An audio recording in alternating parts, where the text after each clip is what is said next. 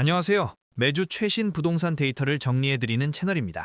오늘은 2025년 3월 현재 부동산 시장에서 동시에 벌어지고 있는 4가지 핵심 이슈를 한 번에 정리해드리겠습니다. 강북 소형 아파트가 처음으로 평균 8억 원을 돌파한 이야기, 서울 집값에 밀려 경기도 아파트 거래가 35%나 폭증한 이야기, 이재명 정부의 1가구 1주택 정책이 현실화되면 어떤 일이 벌어지는지, 그리고 국토교통부가 일주일 만에 자기 지침을 뒤집어버린 혼란 사태까지 이 4가지를 오늘 전부 다루겠습니다. 끝까지 보시면 지금 부동산 시장이 어느 방향으로 흘러가는지 큰 그림이 보이실 겁니다. 첫 번째 이슈입니다. KB국민은행 KB부동산 월간 주택 시계열 통계 2025년 2월 자료에 따르면 서울 한강 이북 14개 구의 전용 면적 60제곱미터 이하 소형 아파트 평균 매매 가격이 8억 1,459만 원을 기록했습니다. 이 지역 소형 아파트 평균 가격이 8억 원을 넘어선 것은 이번이 처음입니다. 한강 이북 14개 구는 종로, 중, 용산, 성동, 광진, 동대문, 중랑, 성북, 강북, 도봉, 노원, 은평, 서대문, 마포구입니다. 서울 강북 전체 지역이 해당됩니다.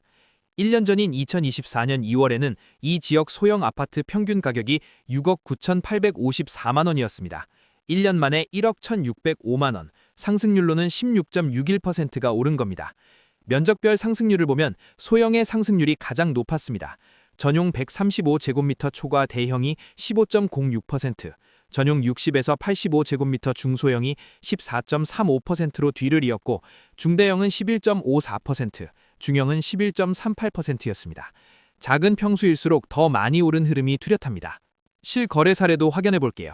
은평구 불광동 북한산 힐스테이트 7차 전용 59제곱미터는 지난달 28일 10억 8천만 원에 거래되며 신고가를 기록했습니다. 불과 한 달 전인 1월 거래가 10억 3,500만 원보다 4,500만 원이 오른 겁니다. 인근 북한산 현대홈타운 전용 59제곱미터도 9억 5천만 원의 최고가를 경신했습니다. 노원구 월계동 미룡, 미성 3호차 전용 59제곱미터는 지난달 10일 11억 원에 거래됐는데 불과 6일 전 최고가였던 9억 6천만 원보다 1억 4천만 원이 오른 거래였습니다. 소형 강세는 한강 이북에만 국한되지 않습니다. 한강 이남 11개 구의 소형 아파트 평균 가격은 11억 6,971만 원으로 1년 전 9억 2,515만 원 대비 26.43% 급등했습니다. 중소형도 14억 6,461만 원에서 18억 2,111만 원으로 24.34% 상승했습니다. 장기 추세와 최근 1년을 비교하면 더 흥미롭습니다. 10년 상승률에서는 한강 이남 기준으로 중소형이 226%, 소형이 199%로 중소형이 앞섰지만 최근 1년간은 소형의 상승세가 더 두드러지는 역전 현상이 나타나고 있습니다. 두 번째 이슈입니다. 경기 부동산 포털 자료에 따르면 2025년 1, 2월 경기도 아파트 매매 거래 건수는 22,058건으로 전년 동기 16,256건 대비 35.7% 증가했습니다. 시군별로 보면 용인시가 2,852건으로 가장 많았고 화성시 2,356건, 수원시 2,016건, 고양시 1,357건, 남양주시 1,331건 순이었습니다. 용인의 경우 GTX-A 개통, 반도체 클러스터, 용인 플랫폼시티 조성 등 개발 호재가 거래량 증가를 이끌었습니다. 집값도 급등하고 있습니다. 한국부동산원 주간 아파트 가격 동향 기준 2025년 들어 2월 넷째 주까지 전국 아파트 매매 가격 상승률 1위는 용인 수지구로 4.72%를 기록했습니다. 수지구 성북동 성북역 롯데캐슬 골드타운 전용 85제곱미터는 지난달 23일 17억 1천만 원에 거래되며 신고가를 기록했습니다. 2024년 2월 같은 평형이 12억 6천만 원이었으니 1년 사이 4억 5천만 원이 오른 겁니다. 화성 동탄도 주목할 만합니다. 지난해 10월 15 부동산 대책 당시 토지 거래 허가구역에 포함되지 않아 매수 수요가 빠르게 유입됐습니다. 동탄역 롯데캐슬 전용 65제곱미터는 지난해 2월 12억 3천만 원이었는데 2025년 2월에는 15억 9천만 원에 거래됐습니다. 전문가는 서울에서 집을 사기 어려운 실수요자들이 경기도로 눈을 돌리며 거래량이 늘고 있다며 서울과의 교통 접근성이 뛰어난 역세권이나 토지 거래 허가구역으로 묶이지 않은 비규제 지역에서의 거래가 활발히 이루어지고 있다고 분석했습니다. 반면 서울 아파트 매매는 같은 기간 8,442건으로 전년 동기 9,711건 대비 13.2% 감소했습니다. 자치구별로는 서초구가 730건에서 182건으로 75.1% 급감했고 강남구 -66.2%, 성동구 -63.9%, 마포구 -55.2%, 송파구 -53.4%, 용산구 -47.7%가 뒤를 이었습니다. 반면 노도강은 증가했습니다. 노원구는 553건에서 966건으로 78.6% 증가했고 도봉구와 강북구는 각각 52.4%, 53.2%의 증가율을 보였습니다. 세 번째 이슈입니다. 이재명 대통령이 부동산 시장 정상화에 강한 의지를 나타내고 있습니다. 다주택자뿐만 아니라 1가구 1주택이라도 실거주하지 않으면 불이익을 주겠다는 방향으로 사실상 1가구 1주택을 유도하는 정책입니다. 먼저 기대되는 장점 첫 번째입니다. 투기 수요가 억제됩니다. 투자 목적의 매수세와 단기 시세 차익을 노린 거래가 줄어들고 레버리지를 활용한 갭 투자가 시장을 자극하는 사례도 감소할 것으로 분석됩니다. 장점 두 번째, 자산 집중도가 완화됩니다. 국토교통부에 따르면 서울 주택 보급률은 92.9%지만 무주택자는 전체의 반에 달합니다. 다주택자 자산 집중도가 완화되면 무주택자에게 기회가 돌아올 수 있습니다. 장점 세 번째, 실수요 중심 시장이 형성됩니다. 집을 사는 것이 아닌 사는 곳으로 보는 시각이 늘어나고 공공주택 폴랍 정책 확대 등 주거 안정책도 기대할 수 있습니다. 반면 전문가들이 우려하는 부작용도 상당합니다. 첫째, 집값이 서열화됩니다. 한 부동산 전문가는 1가구 1주택이 자리를 잡게 된다면 집값이 마치 수능 등급처럼 촘촘하게 서열화될 것이라고 전망했습니다. 부작용 두 번째, 임대차 시장이 악화됩니다. 그동안 전 월세 물량의 한 축을 담당했던 다주택자가 사라지면 임대 공급이 감소하고 가격이 오를 가능성이 높습니다.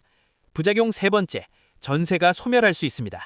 전문가는 현재 전세 대출에도 규제가 있는 만큼 향후 전세는 점점 사라질 가능성이 높고 매매로 가기 전 디딤돌 역할을 했던 전세는 사라지고 월세만 남을 가능성이 높다고 지적했습니다. 부작용 네 번째, 거래 경색이 우려됩니다.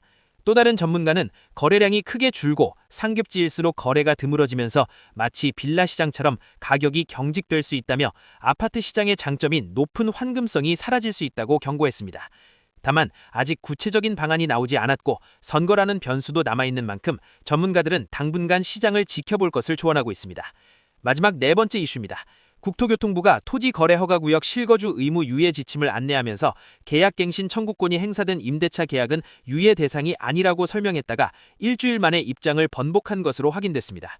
배경을 설명드리겠습니다. 실거주 의무 유예는 양도세 중과 유예 종료를 앞두고 세입자 문제로 처분에 어려움을 겪는 다주택자들에게 퇴로를 열어주기 위한 한시적 방침이었습니다.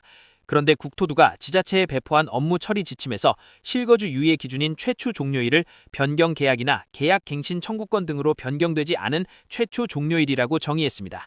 쉽게 말해 세입자가 갱신 갱권을 행사해 계약을 연장한 경우는 유예 혜택을 받을 수 없다는 해석이었습니다. 현장에서는 즉시 문제를 제기했습니다. 자치구 담당자들은 지침 배포 당일 교육 현장에서부터 형평성 문제를 제기했습니다. 최초 계약 세입자가 거주 중이든 갱신권을 행사한 세입자가 거주 중이든 매수인 입장에서는 똑같이 입주를 못하는 상황인데 혜택이 달라진다는 점이 논리적으로 맞지 않는다는 주장이었습니다. 서울시도 자치구들의 의문 제기를 취합해 국토부에 지침 재확인을 요청했지만 국토부는 기존 입장을 고수했습니다. 국토부가 입장을 바꾼 것은 현장 혼선이 언론을 통해 공론화된 이후였습니다. 국토부는 계약갱신 여부와 무관하게 임대차 계약 종료 시까지 실거주 의무가 유예된다고 발표하며 일주일 전 지침을 뒤집었습니다. 보완책 발표 당시 보도자료에서도 2월 12일 신청하는 경우라는 예시 때문에 서울 4개 자치구에서 시행령 개정 전에 신청을 받는 혼선까지 발생했습니다. 가장 안타까운 점은 이 혼선의 책임이 국토부 지침을 충실히 따른 일선 지자체 공무원들에게 돌아갔다는 점입니다. 서울 한 자치구 관계자는 지침을 충실히 따른 일선 공무원들에게 책임을 떠넘기는 수습은 현장 담당자들의 사기를 꺾는 처시라고 말했습니다. 오늘 다룬 내용을 정리하겠습니다. 첫째, 서울 강북 소형 아파트 평균 가격이 처음으로 8억 원을 돌파했습니다. 1년 만에 16.61% 상승, 소형일수록 상승률이 높은 흐름이 강남과 강북 모두에서 나타나고 있습니다. 둘째, 서울 집값 부담으로 실수요자들이 경기도로 이동해 경기도 아파트 거래가 35.7% 급증했습니다. 셋째, 1가구 1주택 정책이 현실화될 경우 투기 억제라는 장점과 함께 집값 서열화, 전세 소멸, 거래 경색이 우려됩니다. 넷째, 국토교통부가 실거주 의무 유예 지침을 일주일 만에 번복하면서 현장에 상당한 혼선이 발생했습니다. 지금 부동산 시장은 가격 상승 압력, 수요 이동, 정책 불확실성이 동시에 진행되고 있는 복잡한 국면입니다. 매주 최신 부동산 데이터와 이슈를 정리해드리겠습니다. 구독과 좋아요로 함께해 주시면 큰 힘이 됩니다. 다음 주에도 찾아오겠습니다.